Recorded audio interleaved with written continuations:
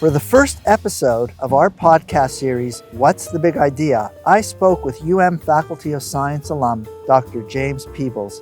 We sat down in front of a live audience to discuss our evolving understanding of the universe and the importance of dreaming big. I'm taking you behind the scenes to share a few highlights from our conversation. It's really such a pleasure to sit down with Dr. Peebles, a Nobel Laureate. You spent your career thinking about big ideas. And how do we encourage today's generation of students to kind of think big? I don't think we can prescribe a definite path forward to a good career. So my first deep remark is, you've got to give the student their own space. You said that in your office at Princeton and your walks, you often like to daydream. I'm curious then, what is your perspective on letting the mind play?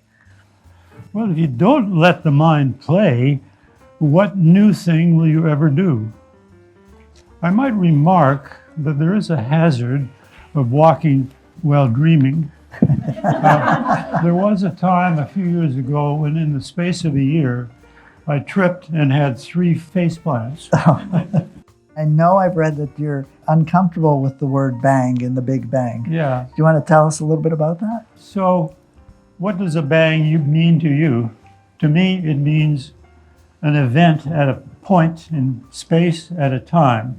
And the universe isn't an event at a point. I mean, give me a break. The universe is everywhere. What we know about the universe isn't an event in time, it is how the universe is evolving. What's the next mystery that intrigues you? One thing to learn is how galaxies got to be the way they are. Theories of how galaxies form do not really work very well, in my opinion. That's exciting, because it means we have something to learn. It would be disappointing if the theory worked. Right. Sometimes theory works. Good. Well, sometimes it doesn't, and wow, something to learn.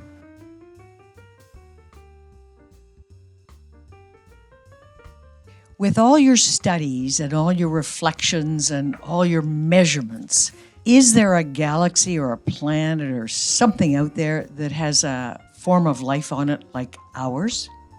There are a few planets around stars that are close enough that you could send a fleet of small rockets, and they could carry cameras, and we would get back information on what the surface looks like. There's a nearby star with a name I sometimes can remember that has a planet that's just at the right distance from the star, that the temperature is neither above boiling point of water or below the freezing point of water. It's a Goldilocks star, not too hot, not too cold. Wouldn't you love to see what's on the surface of that planet? Mm-hmm. Oh boy. Well, it's only 4 light years away. So if you could send a rocket at a good fraction of the speed of light, it might take there 10 years to get there. It's kind of daunting. And that's the nearest planet we know. How much are you awed or not by what you're learning and seeing? Very much so. I am amazed that we can make progress in science. I am absolutely in awe of the fact that we can make some sense, not all sense, some sense of what we observed around us. It's really quite remarkable, and I'm grateful for it.